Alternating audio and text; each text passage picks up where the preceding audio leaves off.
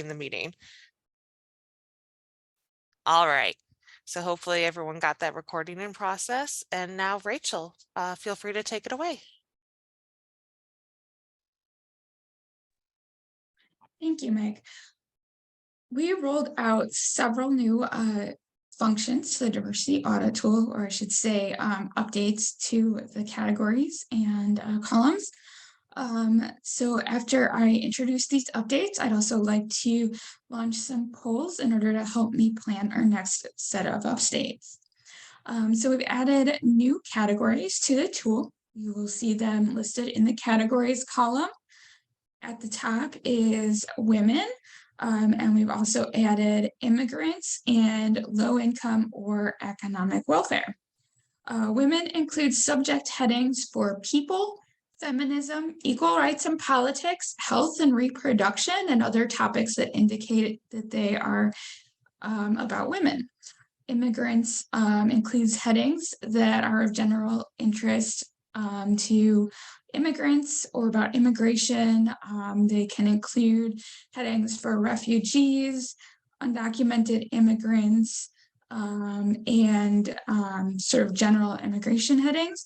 And low income or economic welfare includes topics that indicate the subject is about a low income bracket. This can be about housing, such as homelessness, headings like poverty and poor, as well as government welfare, such as like housing subsidies and things like that. And so you will find them in the subject matter categories table. However, they do not have any subcategories like the other categories do. So it'll just be the same statistics that you see in this summary table that you'll find when you click on drill down to subject matter categories for women, immigrants, and low income or economic minority.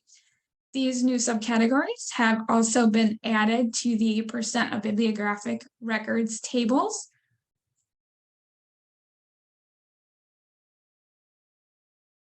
And is also in the one for the summary in this graphic format.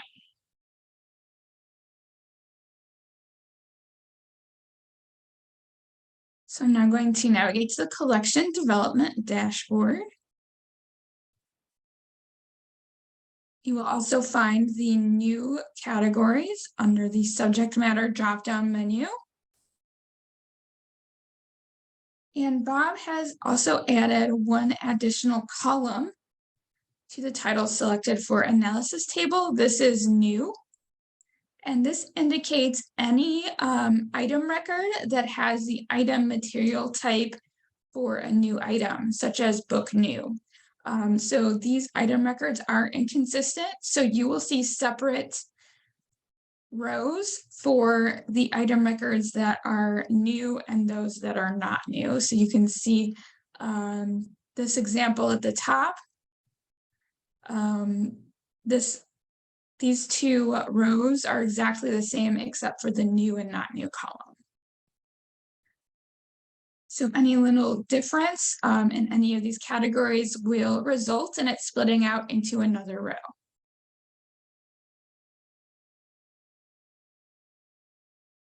And I also forgot one more thing. For the average lifetime circulation, Bob changed the way it is calculated. It was originally calculated to divide by the number of bibliographic records in the collection, but now it's being calculated by dividing the average lifetime circulation, the lifetime circulation by the number of items in the collection. So it will be a smaller number. We also have added the number of title holds for each category to this table as well. Are there any questions about the diversity audit tool?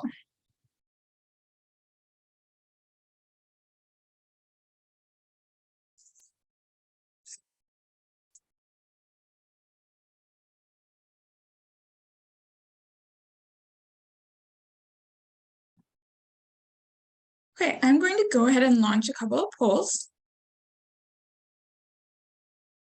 And I'm going to give you a few minutes to answer them. The first question is, which time frame is the most important to consider when weeding items from the general collection that haven't circulated? And the second question is, which time frame is the most important to consider when weeding items on topics that promote diversity, equity, and inclusion that have not circulated? So these two questions will help us decide if we want to add any additional circulation statistics to the diversity audit tool and what they should be. I'm going to give you some time to answer the question, and we'll end it when it looks like everyone or nearly everyone has answered.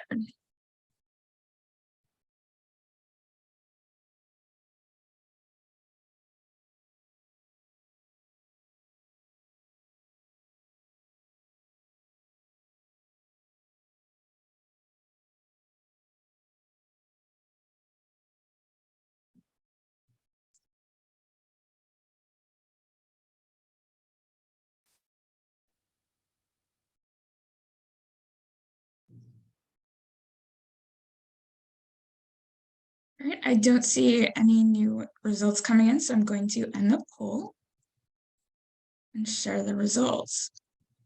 Got interesting results that for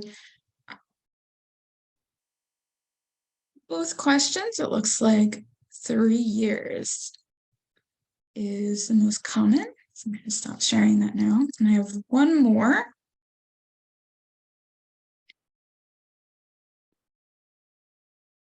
My next question is on a new category. Would you like to see a category in the diversity audit tool for veterans added to the tool?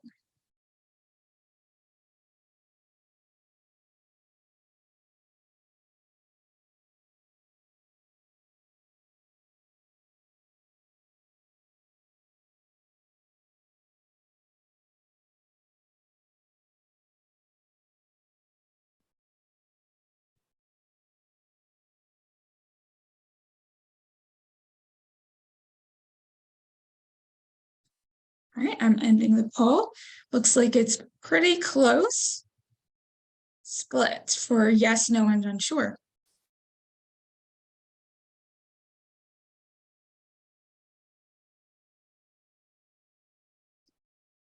All right, I'm going to stop sharing the results. Are there any other questions that anyone has for me?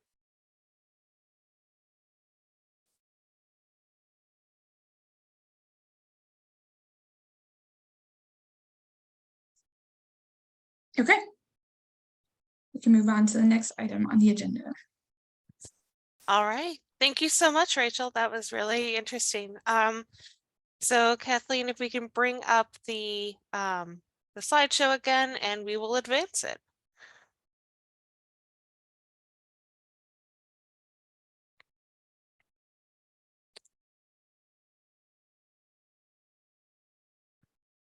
Okay. So then I believe the next item on the agenda is Rachel again for talking about target audience.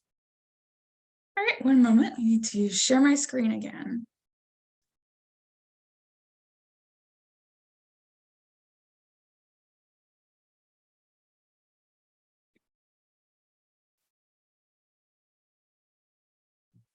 Can everyone see my slides? Okay, great. So at the last two CAM meetings, we've been reviewing the usage of target audience and discussing how it is applied to juvenile and teen titles. So I was asked to provide a review of the issue at PASS. In 2018, PASS recommended using a more limited list of target audiences than is available in the bibliographic records because these broad terms are the most familiar to library patrons. So the ones that we do use in the catalog are adult, juvenile, adolescent, which displays in the pack as teen, and general. Catalogers have guidelines in the Catalogers Wiki which is the cataloging handbook that they follow that help them to decide on how to select a target audience.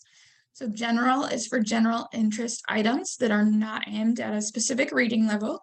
And a good example of how this could apply to videos or games would be that it could have a rating of G or PG, or for games it would have E or E10 plus, but it's not specifically intended for children. So it could be something like a nature film. Adults, as you would know, is for the items that are obviously intended for adults. In the case of movies or games, these would be R-rated, NC-17, or M-rated games or TV series. Adolescent is described as being intended for teens between the ages of 14 to 17 years old, and this includes the movies with a PG-13 rating and games with a T rating. Juvenile items are intended for young people ages 0 to 15 years. So as for movies and game ratings, these items would be G, PG, or E with the intention of being for children. But as you can see, the age ranges do overlap according to our national standard. So choosing the correct range can be a bit confusing. Catalogers do have guidelines on how to choose that target audience. This category is intended to represent the age of the reader and not the collection that it is placed in.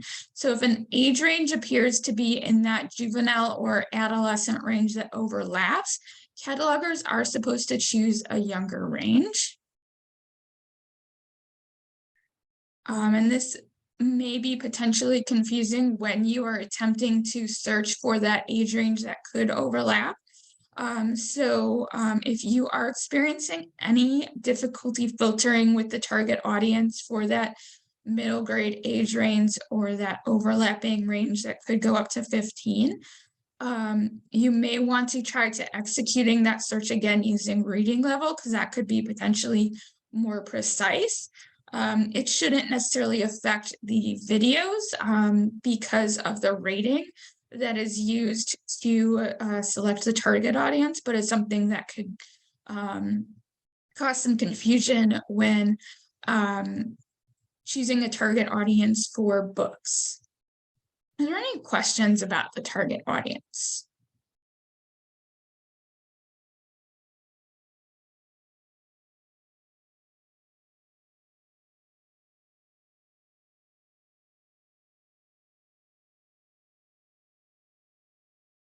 Okay. I don't think there are any questions. We move on.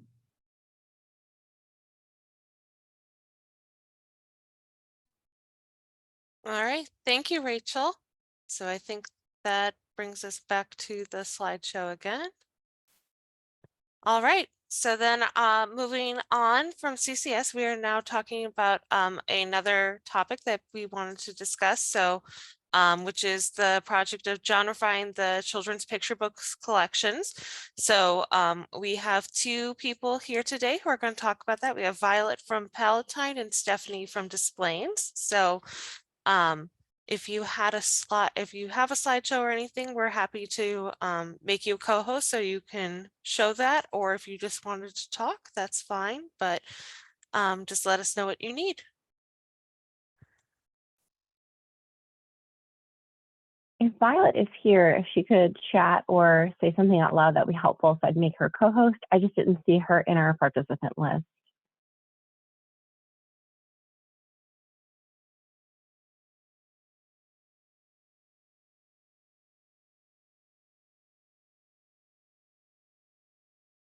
Okay, I would say let's move on to Stephanie then. She had a short presentation. Oh, wait, here's our chat. Oh, Violet's getting signed in. Okay, we'll just wait a quick sec then. Thanks, Violet.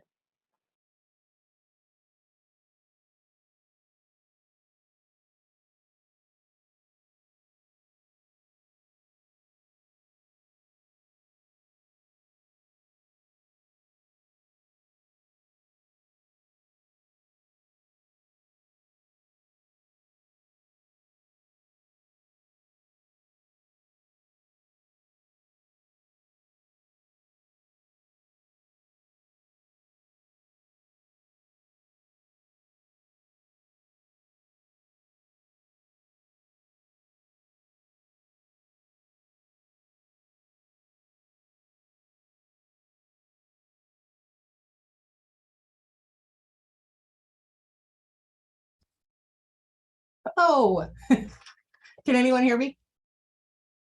Okay. Yes, I can hear you. Hi, Violet. Yeah. So sorry about that. I had it on my schedule for tomorrow. Oh, no, it's happened to all of us, I'm sure. So take a minute, collect yourself. I'm good. I'm Okay. mentally prepared. Okay. Did you have a slideshow that you wanted to share, or did you just want to give a verbal? Yeah, not for the picture books. I Okay. do have some info from, so the background on this is we did it at Arlington Heights Library when I was there. And at the time I was the children's selector. And the person who was head of kids at the time wanted to do this.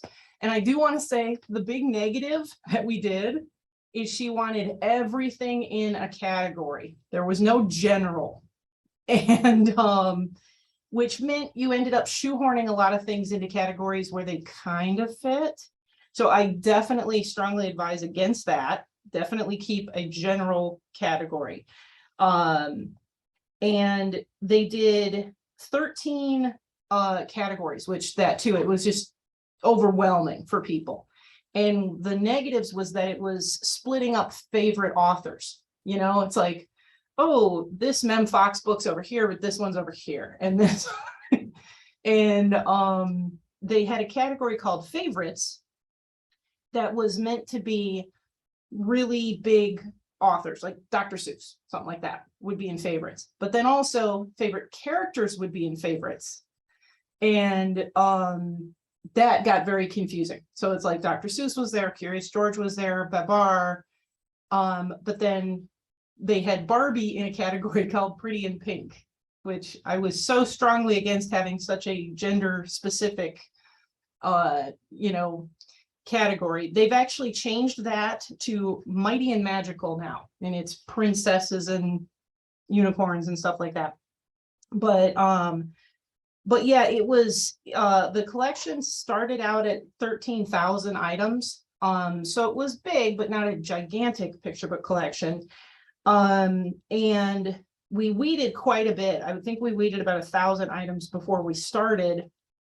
And then it was so painstaking because it was pretty much me. Some of the youth librarians were helping a bit, but it was pretty much me taking carts of books at a time and just literally going through them and deciding. It was very manual. And we had an animals category, which was that when you start, make sure you clearly define what your category means to you and what you want all those parameters to be, because the rule I was given was animals, but not doing people things and not wearing clothes. That was my 2 parameters, which is so vague because there's still plenty of books where the animal, it's not really about animals. It's not about like learning about their habitats or learning about their, you know, so that was a tough one too. I felt like animals was too vague. Dinosaurs was hugely popular and very easy to categorize. That was a great one. Highly recommend dinosaurs. We had a bedtime and nursery rhyme. That was a pretty solid one and pretty clear definitions. So I feel like that was a strong one. One of them I struggled with a bit was concepts. We called it ABC 1, 2, 3.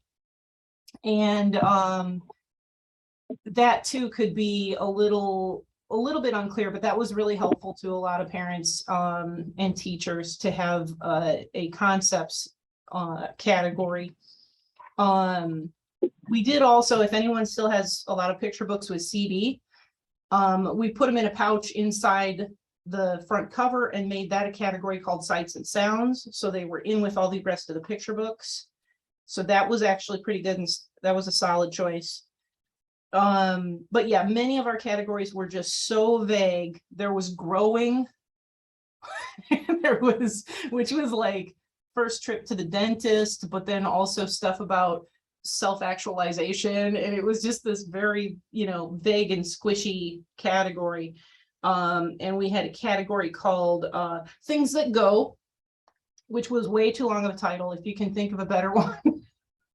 Because, you know, the trains, trucks, and we put because it was called Things That Go, we put anything, airplane, helicopter, hang glider, if there was anything about a transportation as the main theme of the book, that went in Things That Go. But I think you could get pretty specific and call it like Trains and Trucks, and it would probably be just as successful. I feel like those were the strongest, would be dinosaurs, Things That Go, ABC 1, 2, 3, and bedtime. I could see that being a really strong way to do this, and then keep everything else as general. But I would definitely say plan really carefully ahead of time. Maybe reach out to your teachers in your community, because we had a lot of backlash from them because they were coming to look for a specific author, and now they're split up. So really give some thought to how your teachers are going to be searching for these items, and if it's going to be a barrier for them. And make sure your categories are really, really clearly defined. So that's my big takeaway from our project. Does anybody have any questions for me specifically? Thanks a bunch. I actually have a question. This is Sarah Jo from Wilmette Public Library. We are looking into ways to make our library more welcoming for kids with special needs, specifically kids on the spectrum.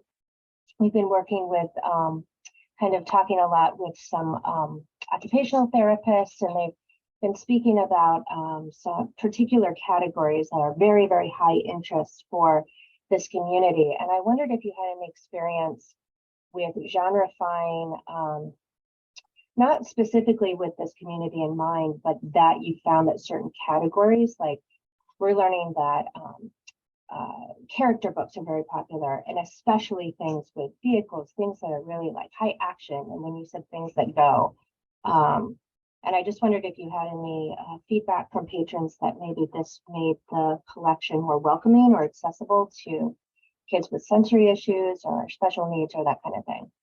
No, that's an awesome perspective on it. We did not get specific feedback on that, other than the very specific feedback that, wow, Things That Go, this is so handy because this is all my kid is into. And I raised a son on the autism spectrum who was obsessed with trains, and so I totally understood that. And then the dinosaurs too, because it's that kids a lot of times on the spectrum love that encyclopedic knowledge of dinosaurs, and so we did find that beneficial, but nobody called it out as a specific. Arlington Heights does have an accessibility collection too, which isn't necessarily books, but more kits and things like that. So it was in mind in designing it, but I don't recall getting like really specific feedback, to be honest, on that. Okay, thank you.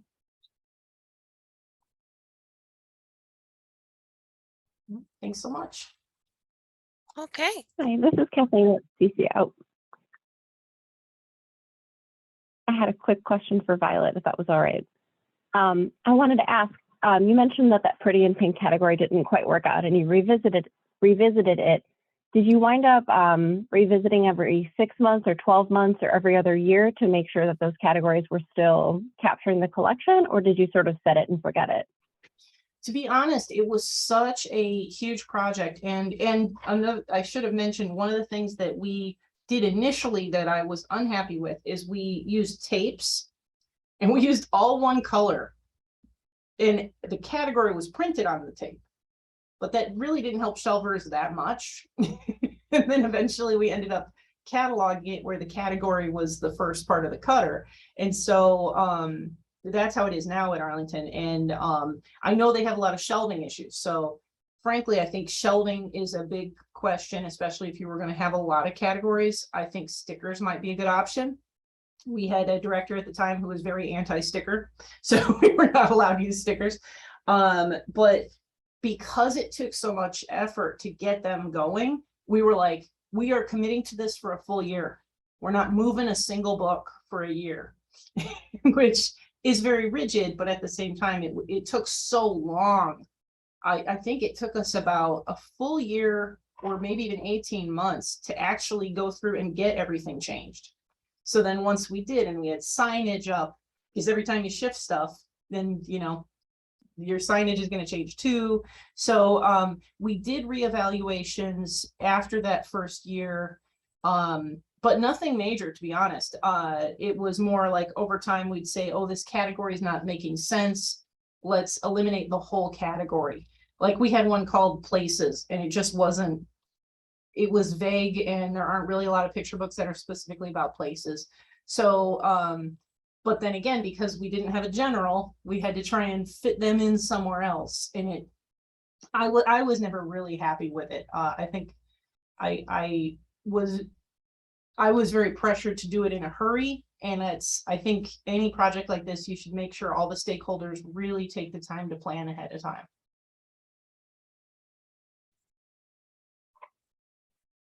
Anybody else? Thank you. Thanks a lot. All right. Thank you so much, Violet. And so then let's move on to Stephanie. I know Stephanie has a presentation. So if you want to get that shared, and then we will start with that. And while you're getting set up, I do see that we do have one chat from Anne from Glencoe, and she shares that Glencoe's boutique categories, in addition to general, are concept, favorite characters, growing up, nature, picture puzzle, pop-up, and things that go. And she notes that preschool teachers in particular love the nature collection because it connects a lot with the curriculum. And Sarah Joe, also from Wilmette, says that we have a new collection for preschool teachers at Wilmette. Right now it's organized by seasons of the year, and it's been very well received by teachers. So thank you. Thank you for sharing those. All right, Stephanie, are you ready? Can you hear me okay? I can hear you. Okay, Okay, great. Can you see my screen? I can see it. Okay, All right. wonderful. First, thank you for inviting me to be here today. I am so glad that Violet went first because I have a couple of things I want to talk about that relate directly to her presentation, but we'll put in a little bit of a joke as I start here. We had a much larger collection to work with. At the time that we started this project, it was 20,000 picture books. And the actual event happened in about 2016, which means we probably started in 2014 in the process of discarding about 5,000 items from the collection. We put in about 90 shelving bins, which took 40 crates to take out the old collection, remove the shelving, and then replace the shelving. 5 teams on this project, and my joke is, I hope you find it funny, but everybody's muted, so I won't know, and a partridge in a pear tree, because it's the season. So it was not easy, but it was quite possibly one of the best things we ever did for this library. So here we go. Oops, that didn't work. Hang on.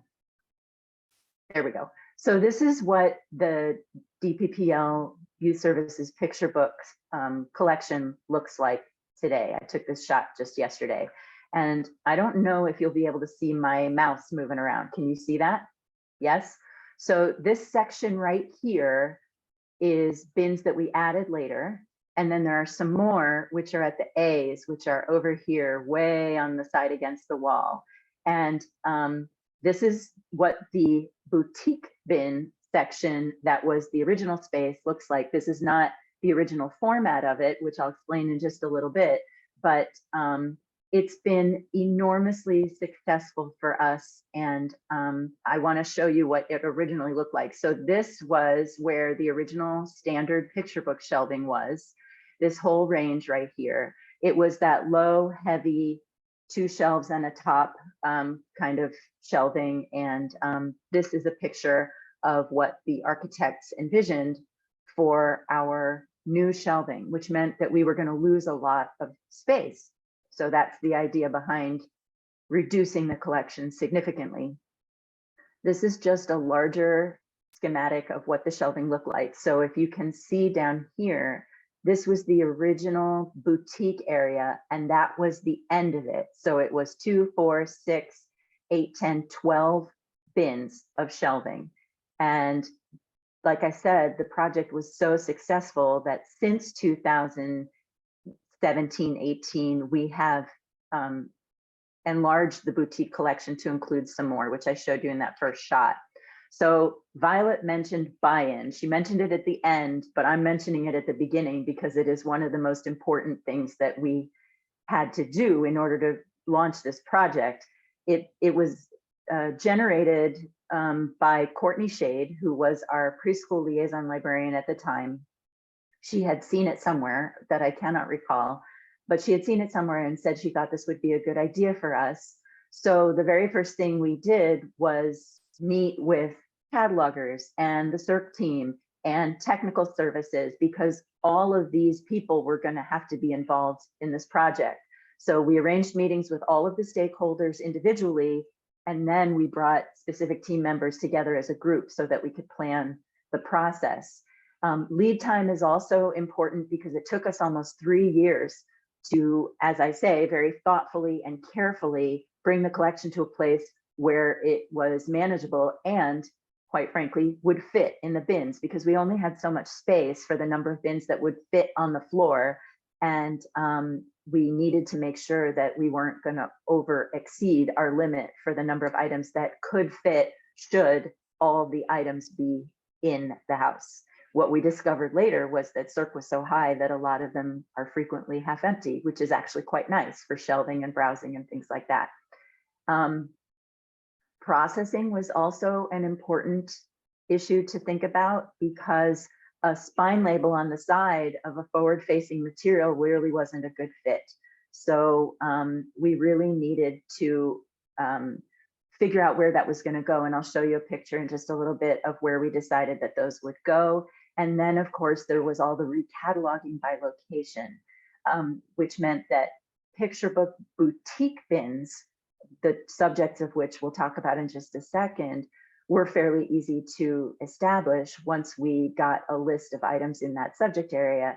But we also maintained, Violet mentioned this in her presentation, we maintained a very large collection of plain old A to Z, which meant that your favorite authors were together, and your we have Curious George Undersea for Curious George, because there are different authors for those collection, those titles. So this was one of the big ones. And then, of course, the money, because it's really not cheap. And we used a good combination of community grant funds and partnership donated funds, but also library dollars.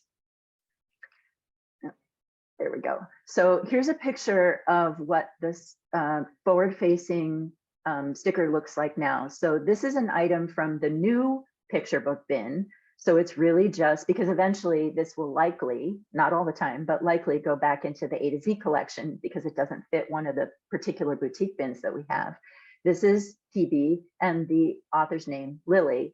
And then this one, I can't quite see because my little doohickeys are up at the top here, but we have a Disney bin, and the Disney forward-facing label says PB Disney. And that is how they are identified for the shelvers and the clerks and anybody who's pulling those items from the collection. If you're interested, I just added this as a throw in. We did some really fantastic time-lapse photography of the process of tearing down the old shelves, putting up the new shelves, and putting the collection into the shelves. And these are on YouTube. You can find them under DPPL Picture Book Shelving Replacement Project, or something shorter than that. They're really quite fun to watch. We had a wonderful video editor who took that for us. But here's some interesting stuff. So not that all of it isn't interesting, it's fascinating to me. And frankly, I hadn't looked at this in quite some time. So for me, it was really exciting to go back and look at what a wonderful decision we made here. So what you're looking at here are the holdings for Item Cat 72, which was picture books back in the day. And so 2010 to 2017, and down here you can see that the collection grew and grew and grew and grew because we had funds and we had space. So we bought a lot and we put it on the shelves. But when we decided to put the picture book bin shelving in place, that's when you can see us weeding the collection. So we're down to 18,000 and change, and then down to 17,000 and change, and then down to 16,000, and finally in the 14,000 range, which was our goal, so that they would actually fit in the bins. So there's your item cat 1, number 72. And here is the story that I am so excited about, which is, here's our original categories of boutique bin, and then your 72. So you can see that we did really good circ over the years, 60 to 67,000 in picture books over the years. But then when we get to 16 and 17, we're looking at a 26% increase in picture book circulation because of this project. We're talking about 5,000 fewer books that then circulated at a rate of 26% higher. I kind of think it's undeniable. And then here's the costs, because that's something you should also consider if you're going to go into it. We used LFI as the vendor for the bin shelving. That's the bins, the wedges, the end panels, which you can kind of see over here. They're the colored laminate panels. Disposing of the existing shelving and installation of the new. That was about $90,000. Product architecture was the firm that we went with for the planning and design of the project. That was just about $10,000. And then we used the vendor Rent-A-Crate for the storage units where the old collection came off the shelves and the new collection, until the new collection went on the shelves. And that process, those videos that I showed you, that took about 2 weeks, and that was just under $2,000. We couldn't have done it without that. We had no place to put that stuff if we hadn't rented the crates. So since 2016, when we did this project, those bins have been so popular and so good for circulation, we shifted the entire picture book collection to be able to afford ourselves some fresh bins. So we converted some of them to boutique bins at the front and of the Alpha organized collection, and then again at the back of the Alpha collection. So there's some before the A's and some after the Z's. We moved the concept, which is shapes and colors, the ABCs and the 1, 2, 3s to those first 3 bins. And this was just a decision we made as part of the youth services team. We moved the pop-up collection, which was one of the initial bins, to the furniture in our play corner, and converted that empty pop-up bin to a picture puzzle bin. That's the title for the boutique bin, is picture puzzles. I think that was in the previous slide, actually. There you go. There's picture puzzles right there. And that was great because the pop-up books, as you know, they're pretty popular and they also get damaged really quickly. So it was much easier to manage them from a place where kids could actually play with them, and then the bin wasn't empty all the time because they did get a lot of use. And that only happened probably in the last 6 months or so. So I mean it when I say this is a living, breathing project. Then we rearranged the configuration of the original boutique bin organization because the fire marshal came in and said it was blocking access to the restroom hallway. So there was a little bit of that.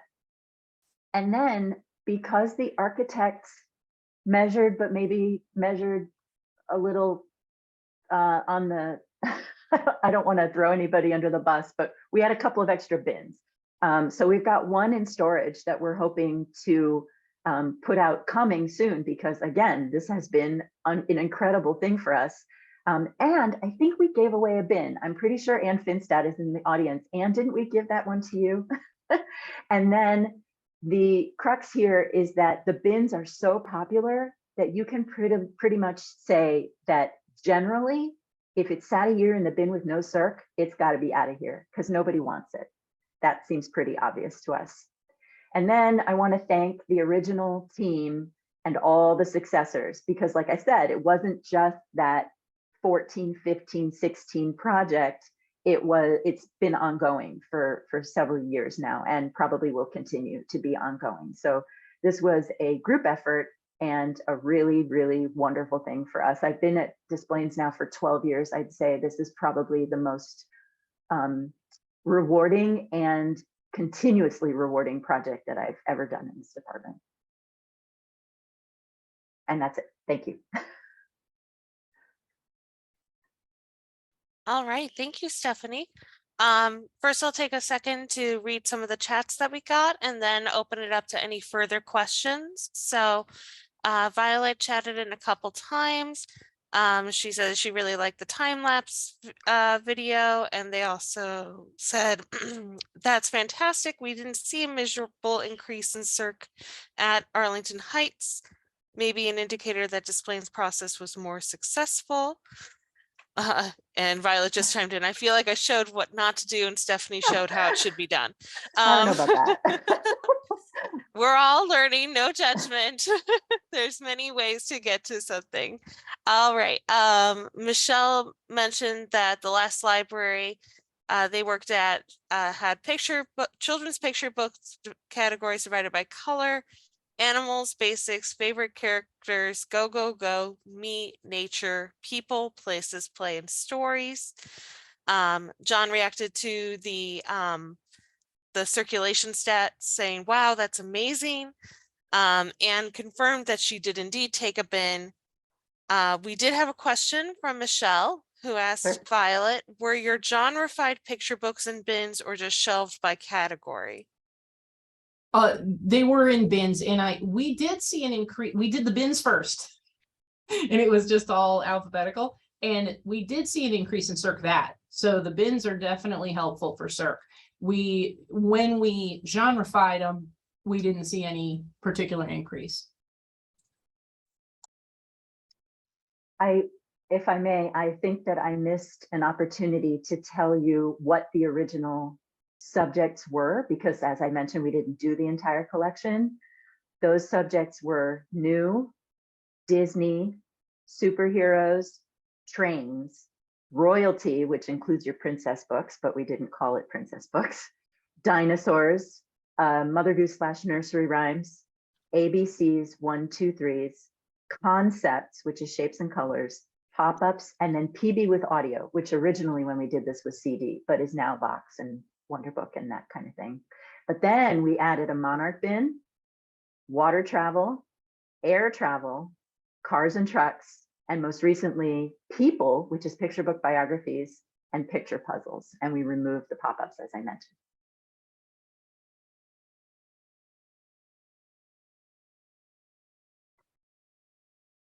All right, great. Any other questions or comments? I have one, Stephanie. And this sounds like it was wildly successful, and that increase in circ is amazing. If you could go back, is there anything you would have done differently? Or are you like, we knocked it out of the park the first time? Well, I think one of the good examples of what we might have done differently was afforded ourselves more themed boutique bins, because that is something that requires us to then go back and weed the A to Z collection to make space and, Sorry, I'm figure running out the meeting. where it's going to go. I'm sorry. Okay. Oh, I can hear somebody talking. Anyway, so I think that would be I'm not sure if I would the wear it. negative takeaway is that we You should probably use should them. have, it was new for us. We weren't sure how it was going to go. And so we started small, but we probably could have done a lot more.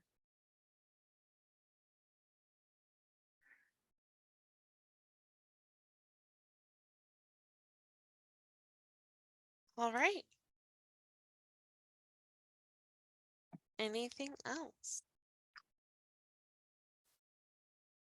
Okay, well, thank you so much for joining us today, Stephanie. That was really insightful. And Violet, thank you as well so much for sharing your experience with that. I know that this is something that a lot of libraries play with and try to figure out, and we always want to make our collections as accessible to patrons as we can. So this is a great discussion to have about how we can do that with our collections. Okay. I think Kathleen, let's go back to our agenda slides.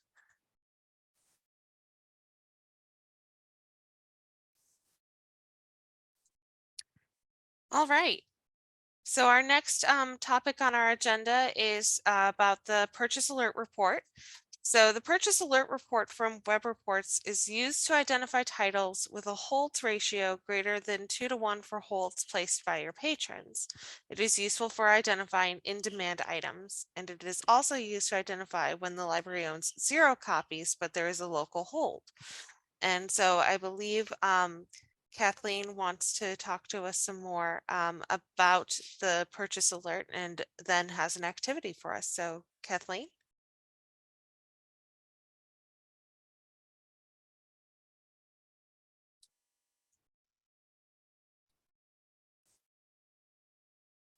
Meg, could you just give me a thumbs up if you can hear me all right? Okay, now I can hear you. Yes. Great. Okay, cool. I'm calling it on my phone, so bear with me. My computer decided that audio isn't something I needed this morning. Okay, No worry. so let me go ahead and thank you. Let me go ahead and open up my presentation.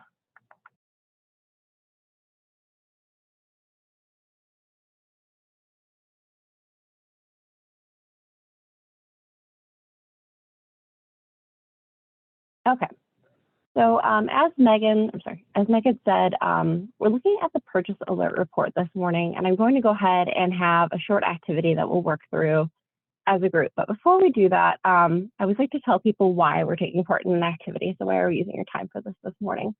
So what CCS is looking to do is learn more about how library staff use the purchase alert report and what can be done to improve it. And you might decide there's no improvements to be made, it's perfect as is. But we like to ask and we'd like to see how you're using it, what other tools you're using, and then ultimately, what can we do to make it better and what's great and should stay. So the first thing that I want to touch on is what is the purchase alert report? You've probably used this before, but if not, I'll just give you a quick recap of what the report is and how it's used. So as Meg had mentioned, it's a report that's available in Web Reports, and it lists title information for holds placed by your patrons, where the ratio of the items, where the ratio of holds to items held by your library is more than 2-to-1 or 0. The only holds contained here are active, unavailable holds that are included in the count, and it only contains titles published after 2019. As far as where you find this, I like to give a quick rundown of where you're used to seeing this. So typically you'd use our website or your own bookmark, Access Web Reports. And if you're like me, you'll have to log in twice because you typed your password wrong the second time. But once you're in, go ahead, choose your library. This report lives under the collection management area. When you click purchase report, it downloads, and the report looks a little something like this. You'll see up top, there's a description of the report and what's contained inside. You'll see things like call number, title, number of holds and local holds, as well as bib ID information. That's going to keep replaying. But I just wanted you to be familiar with where you find that. So what we'll do today is I want to start by giving you a short survey. And with that, you'll take 3 minutes and fill that out. But I'd like to learn more about who's using the report at your library, how you use the report, and then as well, if there are any other tools you're using to do the same thing. After that survey, we'll go ahead and review a purchase alert report for your library. So I've downloaded the most recent ones. So you'll take a look at the one for your library and give it a short review. Then we'll break into small groups where you'll discuss the report, what you like about it, what potentially could be improved, and then we will report back. So let me go ahead and start with that survey. So in our chat, go ahead and bring up our meeting controls. In our chat, you'll see a linked survey. Go ahead and click on that. That's going to take you to the Microsoft form where you can go ahead and tell us a little bit more about how you're using that purchase report. And I'm going to go ahead and give everybody 3 minutes to fill that out. So we'll come back together at 10:32 after you filled that out. And if you can drop in the chat done when you're finished, that'll give me a better idea if you finish earlier.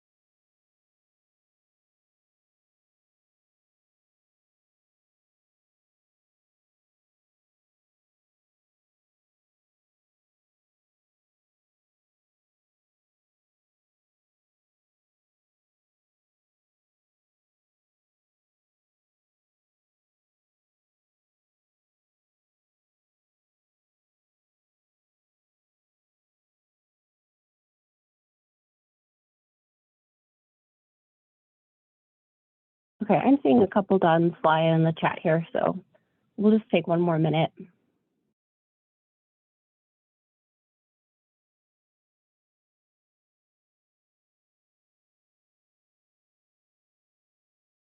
Okay, I see lots of done, so I'm going to go ahead and say we're done. I even see some dones and a thumbs up. Okay, so the next piece of this, we've completed our survey. So step 2 is a little meatier. So I'm going to have you review your library's purchase alert report. And again, you might be fairly familiar with this report. However, it might be something you don't see often, or by the time you do see it, it's been filtered down to something that's a little more useful for you. So in our chat, I've dropped in a folder. And when you click on that folder, it's going to take you to a long list of purchase reports. You'll see the one for your library because it should have the name of your library in it. So for example, it'll say Displays if it's the Displays report, Wilmette if it's the Wilmette report. And then what I'm going to have you do is download that report and consider the 4 questions that you see here. So you'll download it from the linked folder. And then I want you to take 8 minutes and reflect on what works in this purchase alert report. So what do you like about it? Think about what could CCS do to make the purchase alert report easier to use. So is there something that could be done to make this a little easier? What parts of the purchase alert report cause confusion? So as you're looking at it, is there anything that you don't understand or that isn't clear? And then lastly, I'd like you to consider, do you have any questions about the purchase alert report? And again, that can be anything like, what does this mean? What is the syntax, et cetera? Anything that doesn't make sense, I'm going to ask you to go ahead and write that down. And so for this activity, we'll go ahead and take 8 minutes to do it. So at 10:40, we'll come back together as a group. If you're having trouble accessing your report, go ahead and shoot me a direct message. But otherwise, we'll go ahead and take 10:40 just to go ahead and respond to these 4 questions. And you can do that on a sheet of paper, Word document, whatever's easiest for you.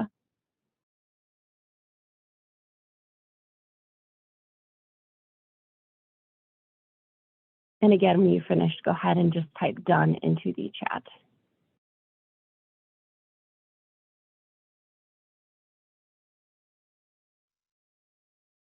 Kathleen, could you put the link to the folder in the chat so people can grab that?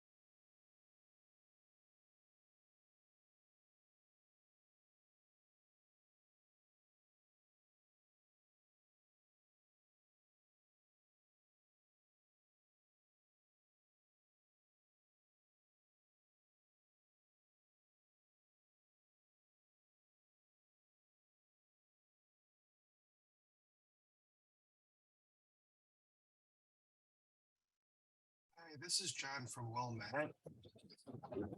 I'm not seeing Wilmette's report in this folder.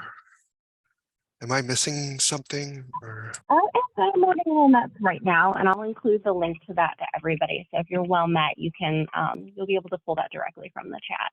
Sounds good. Thank you. Yeah, thank you.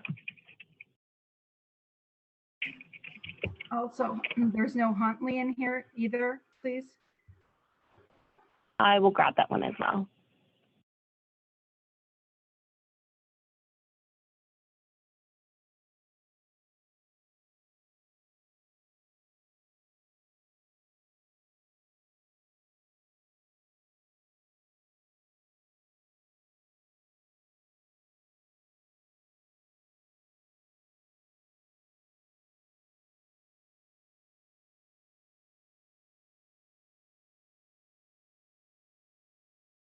Okay, so Wilmette is in the chat, and then let me grab Huntley's too.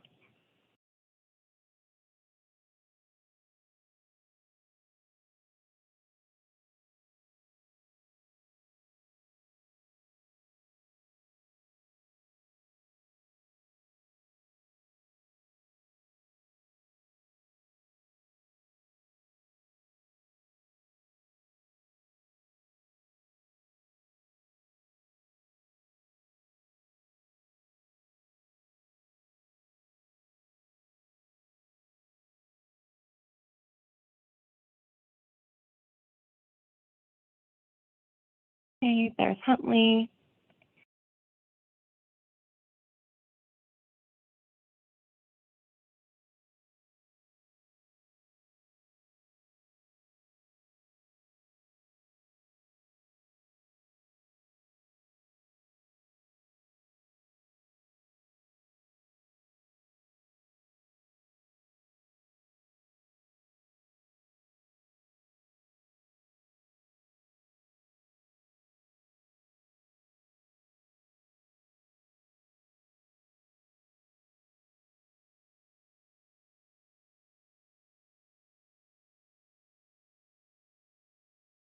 And Indian Trails.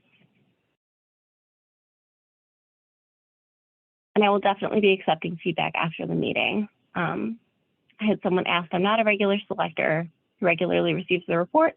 I'm happy to take your feedback afterwards. I'll drop my email into the chat just so you have that there.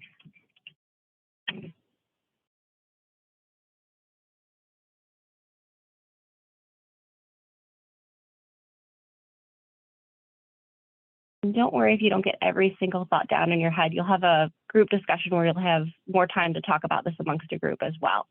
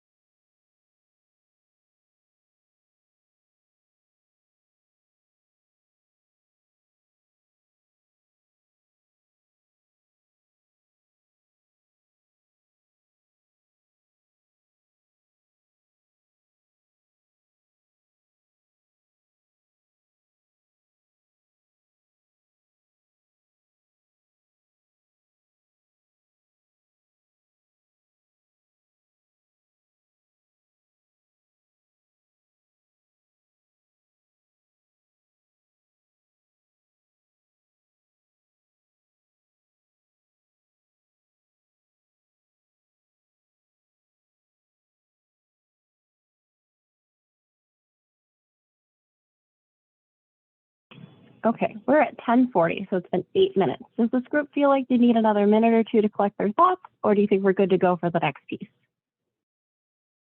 You can chat me or verbally say. Okay, I'm getting an I'm done. No one's asking for more time, so I think we're okay to move on. All right, thanks guys. All right. So here's our step 3. This is where things get a little more interesting because you get a chance to talk about what you've written down. So I'm going to use Zoom breakout rooms to split you into small groups of 4 to 5. Once you're in your small group, I'm going to ask you to elect a spokesperson for your group. So this person will summarize your group's thoughts. I'll visit each of your groups to give you a link to access the activity I'm going to touch on in just a moment. What I'd like you to do is discuss what you wrote down during your individual review of the purchase alert report.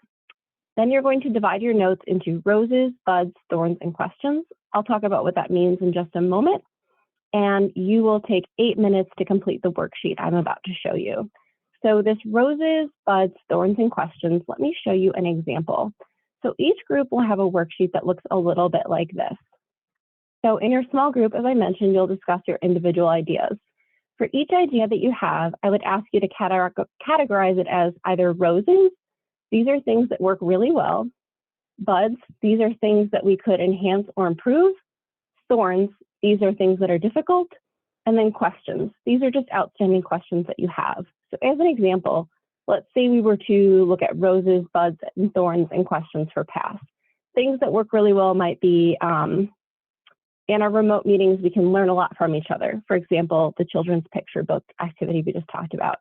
Virtual meetings are easy to attend. Meg is an organized chair that keeps us on track. Buds, these would be things that we could enhance or improve. So for example, Kathleen's audio could be clearer if she wasn't talking on her phone.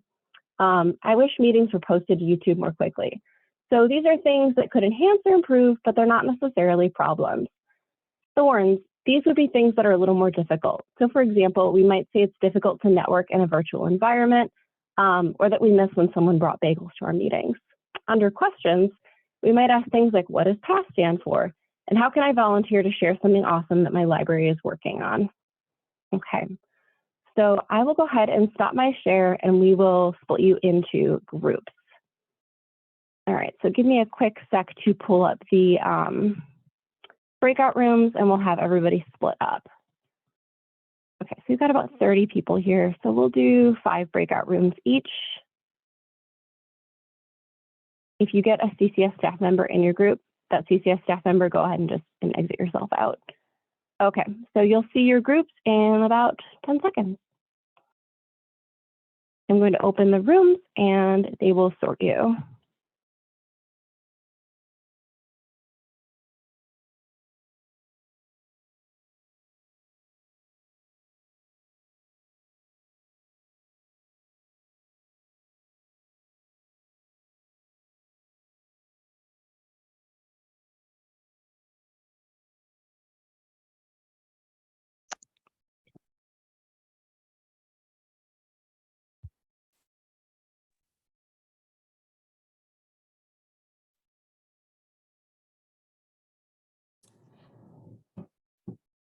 I am new here to new it. I have only been at a CCS library for about a month. So I have barely used it. I don't think I have any good insights yet. I use it every week. We have someone on staff that splits it by like collection areas. So fiction, adult fiction, nonfiction, I do youth.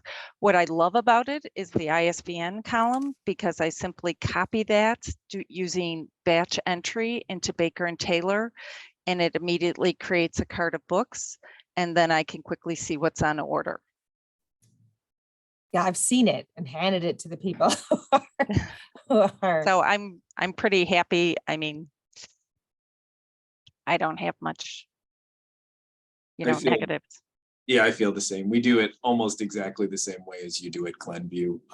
We have one staff member who reviews and then shares it with the relevant selector.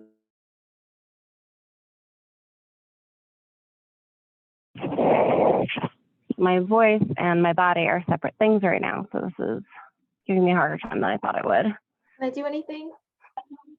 Yes. Are you able to enter into a breakout room? Do you see that option? I cannot. I can only go to the one I was put in. Okay.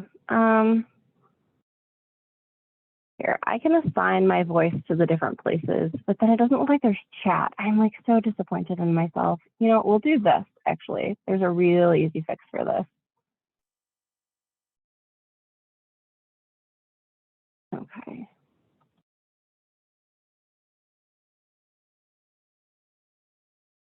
And they can't see the chat. Like if you put something in the regular, oh, there you go. Yeah. Okay. And they should be able to see the regular chat assigned to room 1.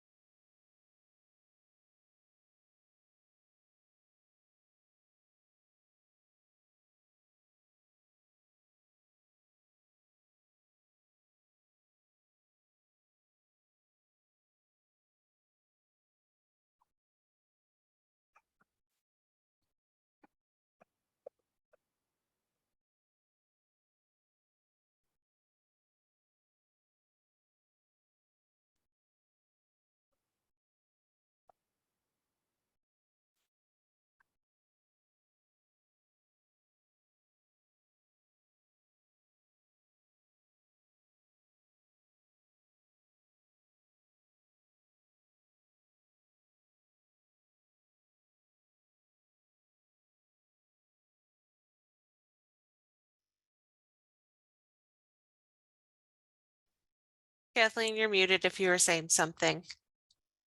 Okay. Sorry, coming in from my phone. Okay. Sorry. Everyone's back. Okay. Sorry. In the movement of hot mess that is my technology this morning, I apologize. We can just share in a larger group. It's okay if we don't have 6 small back groups and report back. I would just say, starting with like your roses, what works really well right now in the report?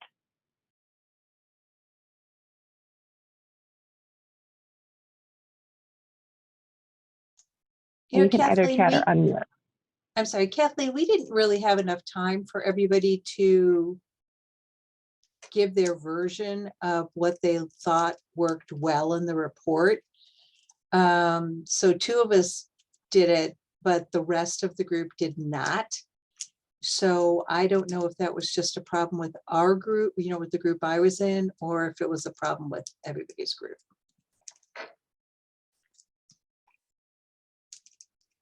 Would having a couple more moments to look at that report be helpful? Like if we took 3 or 4 to look it over and then thinking about what works, what doesn't work, and what could be improved along with questions, would that be helpful?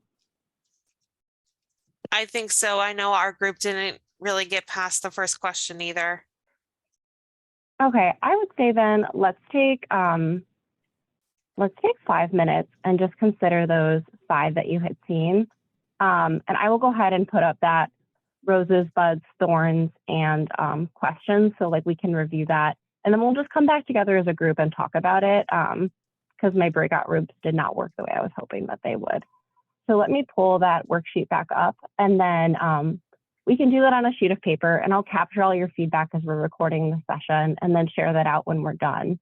I think that would be the best way to kind of like pivot and work the activity. So yeah, let me go ahead and do that.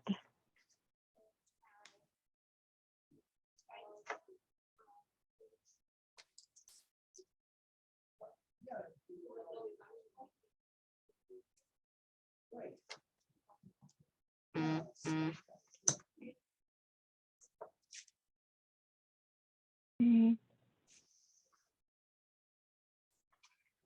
All right, so we wanted something like this, where you've got your roses, your buds, thorns, and questions. And we'll just take 5 minutes to consider those, and then we can round robin it when we're done. So we'll take till 10:55 for that.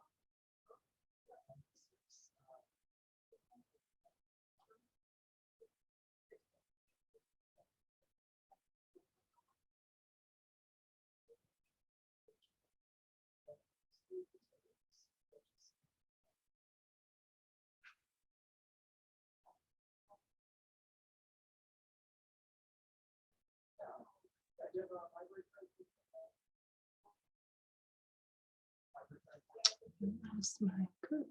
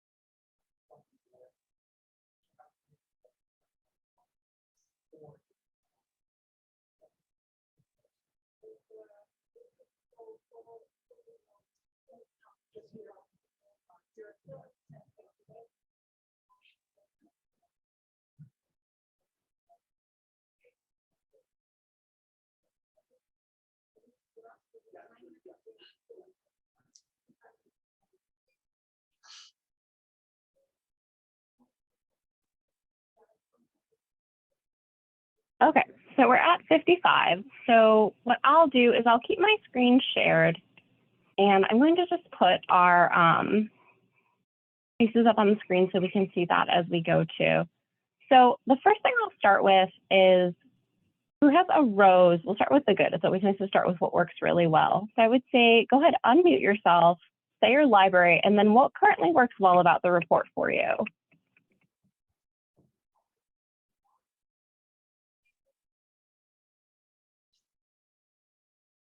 This is Pam from McHenry Library.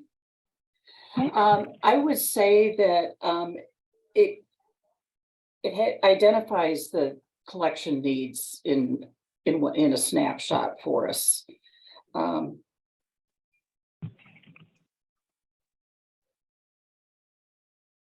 Okay.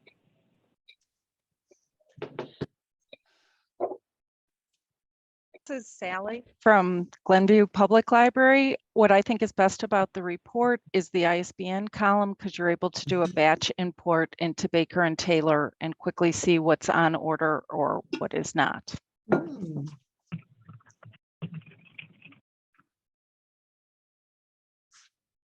Okay. Thanks, Sally. What else? This is David from Displays. I just really appreciate the holds ratio. That gives us a way of looking at what items we are really blowing up in demand and able to order more copies of real quick. So that was something that we would use a lot. Okay.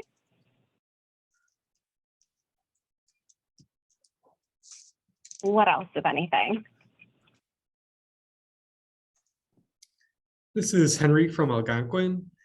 I like that it will capture items throughout the consortium so we can identify items that our patrons are looking for that our library doesn't have on order yet.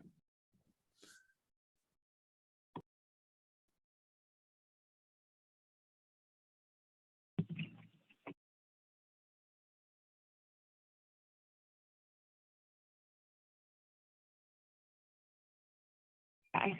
What else? We've got 4. That's pretty good. Are there any more before we move on to buds?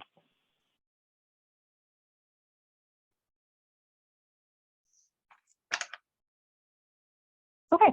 So I'll move over to things that could enhance or improve the purchase alert.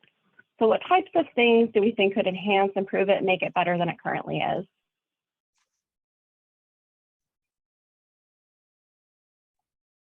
Hi, this is Violet. I think the term inverted seems to be a sticking point for a lot of people. That tab, maybe if there were a different term for that, that was a little clearer. And maybe would be helpful to have, well, it would be for us at least, to have on order items on their own separate tab. And I throw one more in, I'd like shelf location on there. It'd be a lot easier for the selectors to know what was their selection area. Okay, and inverted was the term, correct, that you had mentioned? Okay. Yeah, the second tab inverted, everybody's always like, what was inverted? What does that mean? And it's like, I up in the thing, it, you know, it explains it, but it's like a confusing term. Okay. I might put that under questions too. What does inverted mean?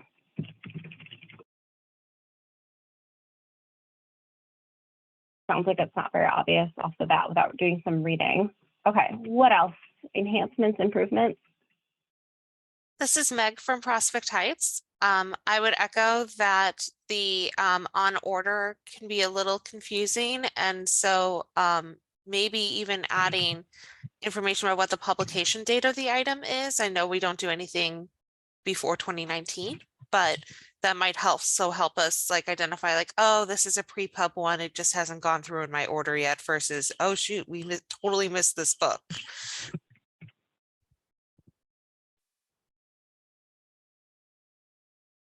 Okay.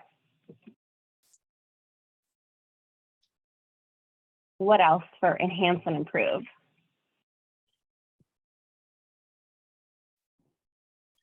This is Henry from Algonquin again. I think it would be helpful if the report could be run more frequently. I think it's run once on a Monday morning. But if I'm looking at the report on a Friday, sometimes that information is a little bit dated. And then potentially removing titles that are listed as not going to be published. That would help to kind of limit some of the titles that are on there. Sometimes those are on for a while. But that may be a cataloging thing. Okay, I want to make sure I captured what you said correctly. So remove titles that are listed as not going to be published. Is that correct? Yes. Okay, great. And more Okay, any frequently, they get other- removed. Sorry, go ahead. That's quite all right. I was going to say any other enhancements, improvements that we'd like to see or opportunities to improve. I have For one. me, this is Dawn at Crystal Lake. It might be helpful to have a column that lists the total holds in the whole consortium, just because it lets me know whether it's something that that there's demand for everywhere, or if it's just from like one random patron at my library, and that would make me decide whether I wanted to purchase it or not. But I will say that I purchase picture books at my library, and we have a ton of space constraints, so I have to be very careful what I pick. I don't pick everything that comes through as a purchase alert. Okay.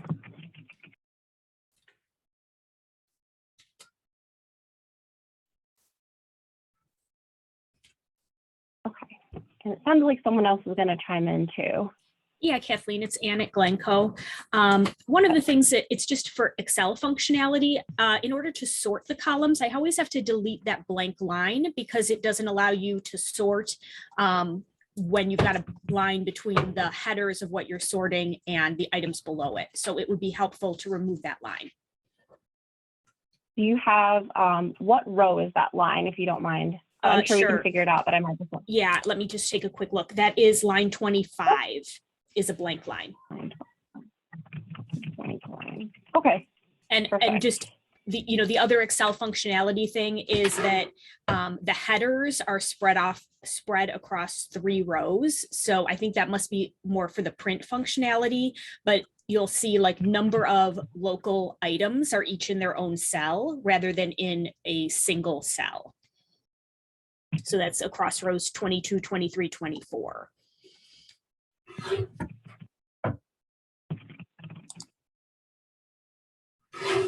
Okay. Any other buds? Let's put a bud, so it's okay if we don't have any more. We've got a whole bouquet going on now. All right. So that's fine. All right, so let's talk about thorns. So these are the things, and some of these are buds that, we can take a look at opportunities for improvement. But are there any difficulties while interacting with the purchase alert report that make things difficult for you? This is Meg from Prospect Heights. Anne definitely hit on it with her last bud. The sortability functions of it leave a lot to be desired. I always have to delete out like the whole big explanation thing. And oftentimes I just wind up copying and pasting what I need onto another sheet and then sorting it there because it's faster for me because I'm not an Excel guru. So I would say just overall the sortability. You specifically mentioned description at the top makes it a little difficult. Top makes it difficult. Okay. What else do we have for thorns?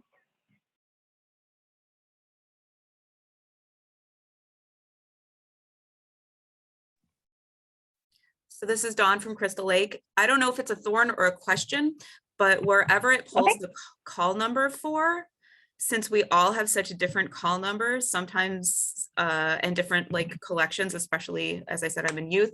So like what some person's beginner chapter book might be someone else's like picture book still. And so we just run into confusion about whose collection it belongs to. So I don't know how you decide which call number you pull, if it's just the first one. Sometimes there's things that some people say are fiction, some are nonfiction, so. Where is call number coming from? That's our question. And then the thing that makes it particularly difficult is the given call number in the report makes it difficult to identify whose collection the item belongs to. Okay. Okay, other thorns.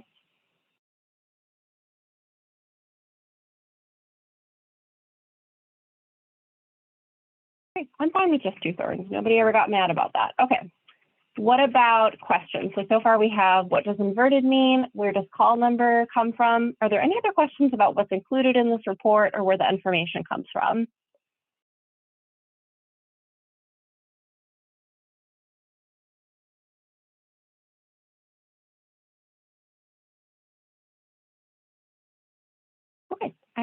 any other questions? All right, this is good. This is a nice summation of everyone's reflections. So I say thanks for taking the time to reflect in the first place. And then secondly, if there is somebody at your library who is currently using this report, you know, maybe they're the person who's the go-to to download it. If they have more to say about it, I would love to hear back from that person and their thoughts. So I'm just dropping my email into the chat. You can also always submit a ticket at help@ccslib.org. But that feedback is invaluable and we're happy to have it. Okay, so I will go ahead and call this activity closed. I'm going to pull back up the main PowerPoint so I can hand it back over to Meg.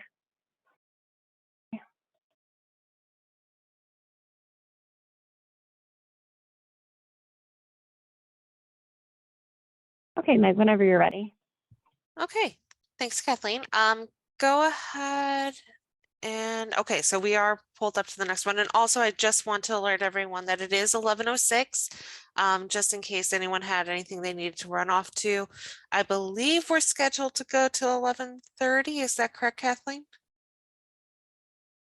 Yes, we are scheduled till 11:30, so we're still Okay. within time. Okay, just want to make sure that we're keeping track of that for people. Okay, the next item on our agenda is one of the newer things that we're adding to these meetings. So a chance to do a library showcase and show off some of the things that you're doing at your library that you want to share with this group. So next we have Violet and Adrian from Palatine, and they're going to talk about local subject headings for diversity. Violet and Adrian, let us know if we need to make you a co-host or if you need help sharing something. Thank you. Yeah, I'm gonna try and share my screen here. There we go. Give me one sec. This is actually kind of an excerpt from the slides, or an excerpt from my ILA presentation on this. Let me, come on. Can you see that? See an image? Cool, cool. All right. So basically we started a really extensive diversity audit last year. And we wanted to make sure from the start that the whole point was to not just do it for the sake of doing it. We wanted to make sure that it had a purpose in the library and that it had a benefit to staff and the public, hopefully, as well. So as part of that, we wanted to make sure that we were collecting the data, and then those points of diversity that we were assessing in the collection, we created local subject headings that we add into the catalog so that we can track how many new orders are items of diversity and basically see how we're doing. So we did an in-house diversity audit of about 1,700 items that we did by hand. And then we also did iCurate through Ingram, and we kind of compared those two data sets. And after 3 years, we're going to reassess and see where we went. So I want to talk a little bit about like the selector part of this, because when you're doing the subject headings, that's a part that not everybody has to do in a diversity audit. And the selectors, we did get a bit of pushback. So first, you really want to clarify the why with them, and what is this for? I got that question a few times from people. Why are we doing this? It's like, are we just ticking a box? Like, no, we're actually trying to do something beneficial. And so I think getting all your selectors on board with the concept of a diversity audit, getting them on board with the idea that this can be helpful, in particular for youth and teen selectors, this can be really helpful for teachers. That's been the most positive feedback I've gotten, has been from the youth staff, who say that the teachers like being able to search for these subject headings more clearly, or having staff search them for them and have the list a little more clear for them. You definitely want to set really reasonable but measurable goals. We set a overall goal for the library of new orders being 25% diversity items. But we totally understand that that's going to be very different for each selector, because an adult nonfiction selector is not going to have quite that high of a ratio compared to teen fiction. You know, there's some areas where it's going to be so much easier. So 25% is meant to be the entire library, not an individual selector. We do have scheduled updates where quarterly we report back to them of how we're doing, and we don't call any one person out. It's overall, but the report does show individual items, so they could, if they wanted, they could kind of check up on themselves or other selectors. But I think having a scheduled update is really important, letting them know that you're not just throwing this out into the ether. This is something substantial. We're going to report back to you. You're going to get updates, and you're going to know how you're doing. And make sure everything is documented. Put it all in writing. Have really clear documentation that's in a shared location for all of them to refer back to, because it is new and it's different, and it's easy to forget because you're in the habit of ordering the same way. And when they have to stop and go, oh, wait, I have to check if this has a point of diversity, and I have to put in the codes, it can be a little confusing. So it's important that they have a place where they can check back, and then check in often. I put this separate from scheduling the updates because I mean more of the personal check-in, like literally a verbal check-in with an individual selector. How's it going? Do you feel like you really understand what we're doing? Do you feel like you understand how this is benefiting the library? How confident are you in this? Are you having a hard time finding materials? Because that is a challenge, especially for certain selection areas. So, you know, trying to help them, connect them with resources that I find from other librarians or from listservs or whatever, can just help people feel a little bit more like they're really focused on achieving something rather than just ticking a box. Expect lots and lots of questions, because from the start, there was a lot of confusion from the selectors. This is our diversity goals and instructions for selection is actually a fairly sizable document. It's a few pages, but this is the meat of it. Is just, this shows that 25% newly ordered titles, meaning titles, not copies. As we know, obviously you ordered Grisham or like Patterson and it throws everything off. So it's definitely by individual titles, and that it fulfills one or more points of our defined points of diversity in regular and large type, as well as audiobook and playaway. We don't include AV. I mean, obviously audiobook, but we don't include like DVD, Blu-ray, music, CD. We include these collections. And I think it's really important when you're doing a diversity audit, or if you're going to be adding tags, to be really clear on what collections you're approaching, because it's just not reasonable, or you know, there's no point in literally doing everything that comes in the library. That's not going to work, but you need to be really clear on what you are including. So we do include all fiction, picture book, but not board books.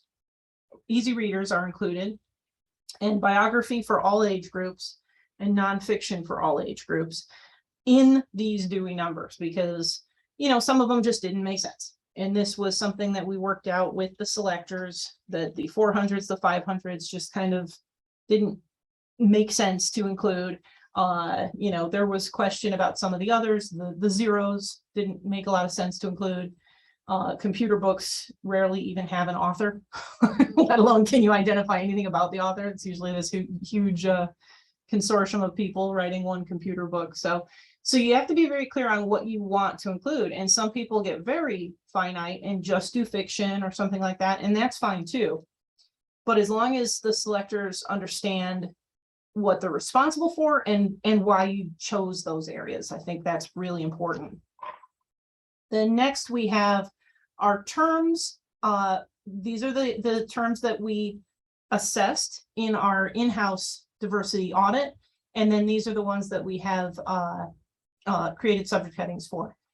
And basically, the point of them is that these are things that aren't going to be captured by LC subject headings, but they're things that are of value to our community, to the schools, to our staff for creating diverse book lists or things like that.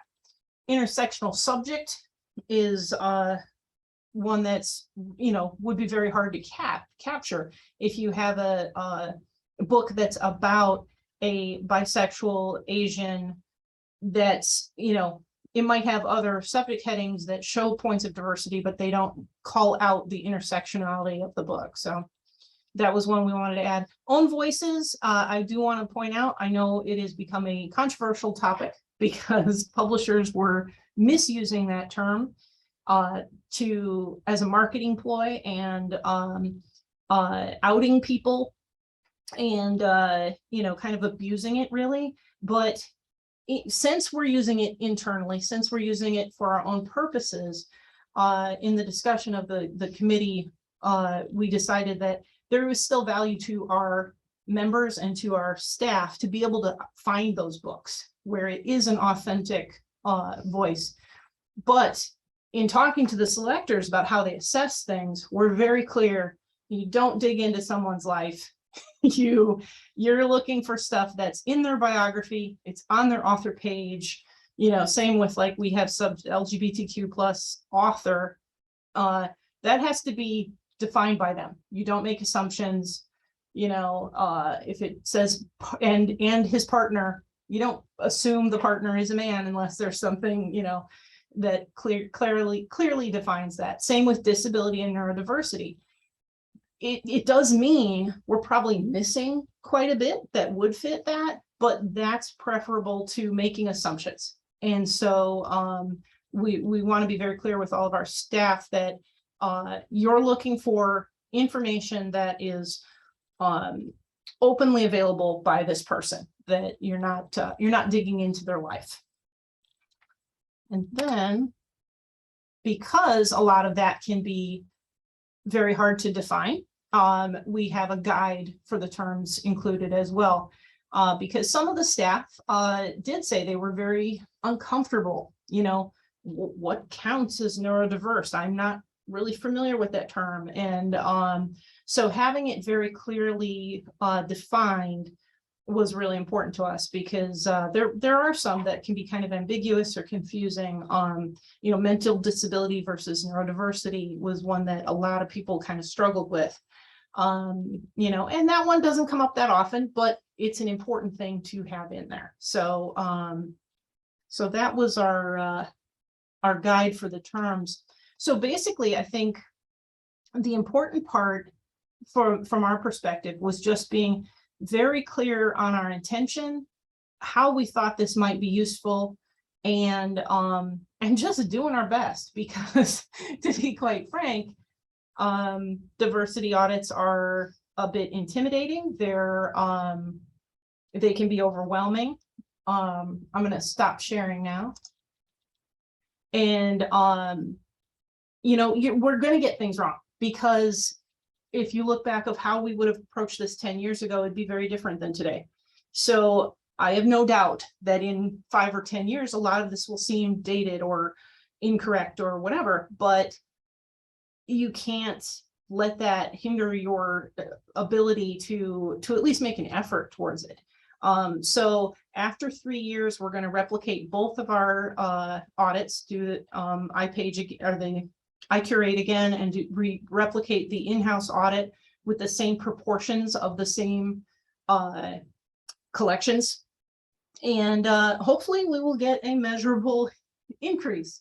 Can't guarantee anything, but we're giving it our best shot. And so I think that's at the heart of it, is that it can seem like a really overwhelming undertaking, but just committing to it and committing to the fact that you're all going to give it your best effort and you're going to do it with good intentions is like the first step. And then just getting super organized, being very clear from the start on what you're going to measure. I think one of the things that was really beneficial is we did a test run of just 50 items each. It was a committee of 3. We did 50 items each and timed ourselves. So that was really important because you can fall down a rabbit hole and spend, 30 minutes on one book. So we assessed what was reasonable, and we've given sort of a guideline for staff that they should not spend more than 5 minutes looking for information on one item. And I think that helps to streamline it so that they don't feel overwhelmed. They don't feel like this is going to take up, half of their selection time researching this information. So. And Adrian, if you had anything to add about the subject headings, feel free to pipe up.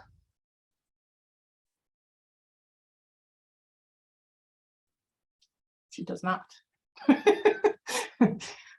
Does anyone have any questions for us? Oh, I see a raised hand, Jason.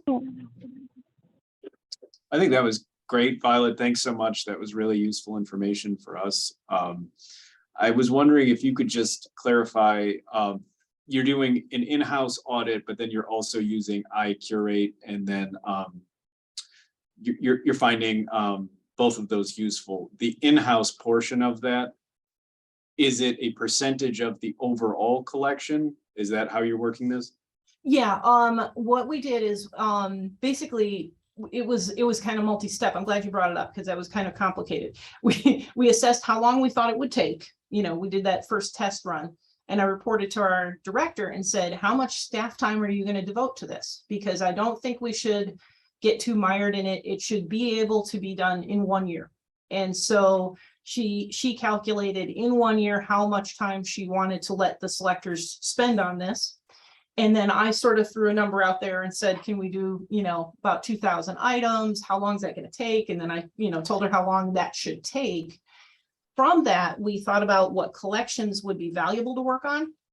And we wanted a little sampling. So it was 10% of new nonfiction, adult, 5% of youth fiction, and 5%. I'm sorry, I'm blanking. I think it was new fiction. I think it was new adult fiction. But we did percentages that seemed at least somewhat substantial of those collections. The total, it was 1% of our collection. Okay.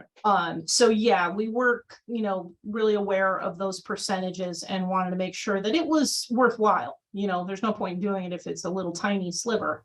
Sure. But at the same time, we want to make sure we track that so that we replicate it as close as we can. Because yeah, your information you get from that in-house audit is so much more granular, but the iCurate stuff is valuable too, even though it's super broad. It's kind of nice to just have that baseline. So if you can afford it, I feel like that, or using Collection HQ, something like that. And now the diversity tool with CCS, any of those, you can sort of compare all those data sets, and it kind of helps you get a bigger picture. Yeah, that's exactly what I was wondering. Thanks a lot. You bet. Anybody else? Cool. Thank you very much. Great. Thank you so much, Violet. All right. So I believe that was our last agenda item of the day. Kathleen, if you want to throw the PowerPoint back up, just because that has our next date for our next meeting.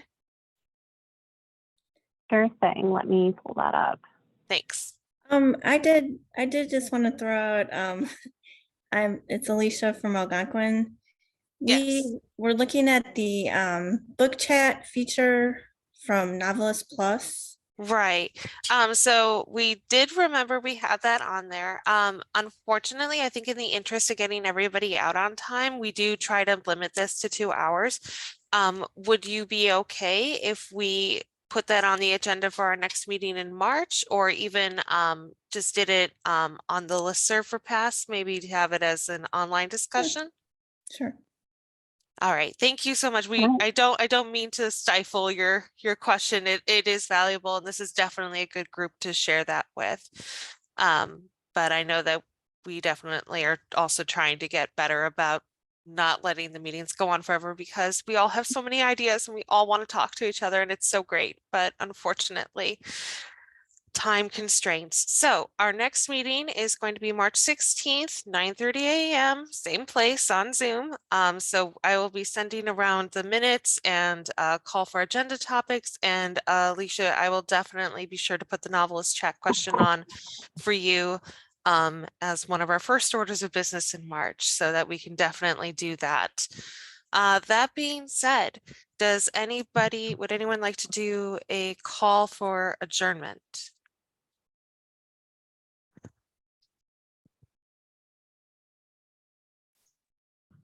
I move to adjourn. All right, and that was Liz from Glencoe?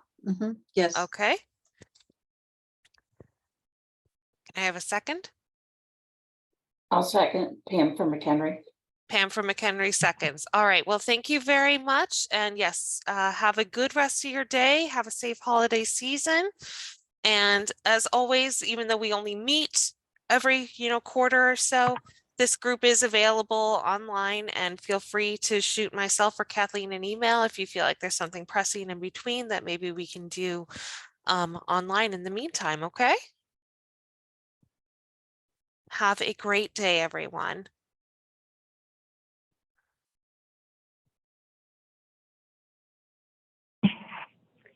Alicia, I just wanted to ask about your question because I'll share it with the past listserv.